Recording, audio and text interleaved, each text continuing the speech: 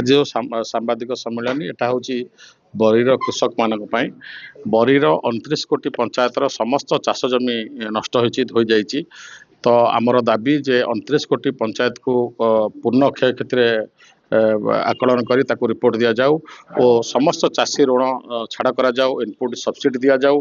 कृषि भाई मान जो चाष जमी नष्ट होती आउ थे शस्य जोगे दि जाऊ, से फेर आउ थे चाष करने साहस बांधतु। आहरी जहाँ जहाँ समस्या अच्छी समाधान करा जाऊ। विशेषकर घर भांगी गरीब लोक सब जगह पाल पहुँची पारिनी, जो घर भांगी से लोक मैंने बहुत असुविधा अच्छा खूब शीघ्र आकलन कर घर भंगा साहाय्य जोगे दि जाऊ।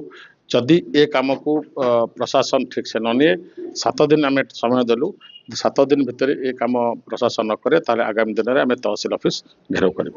वर्तमान प्रशासन पूरा ये जो बन्या समस्या पूरा विफल। बन्या समस्या को ठीक से यदि प्रशासन सीरियसली नहीं था ताले बरी रे एते बड़ बन्या हो पार न था, एते बड़ बड़ घाई हो पार न था। आम 2026 मसीहार अच्छू जदि भुवनेश्वर राजधानी 80 किलोमीटर 100 किलोमीटर भितर आम नदीबंध को जदि सजाड़ी पारना, जदि नदी रे बारंबार आपड़ देखिथे से जो बांकसाही पाखे 21-22 बन्या आसला, आम तापाई रास्ता अवरोध करूँ। आज भी से केस मो पर अच्छी आम तारीख को जावाक पड़ुची, सेटा तो अलग कथा। लोक मान जहाँ दरकार कराव जेल गले से असुविधा ना, किंतु प्रशासन से सुधार आनी पार्ला ना।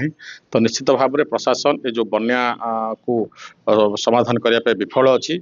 आउ थे मुझे दाबी कर रखुच्छी जदि 7 दिन भितर कृषि भाई मानकर समस्या को समाधान न करा जाए, आगामी दिन में ये जो माने विरोध को तीव्रतर करा तहसिल ऑफिस को संपूर्ण भाव अचल कर। प्रशासन अपारगता सरकार विफलता ये सब समस्या आसुची।